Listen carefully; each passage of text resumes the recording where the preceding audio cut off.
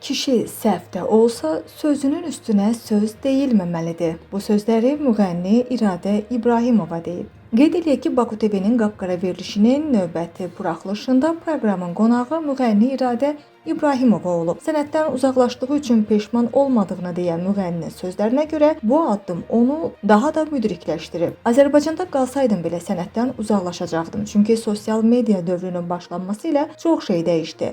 Buradakı klonların yolu açıldı. Səhnə artıq yad insanlarla doldu. Özümü burada ifadə edə bilmədim.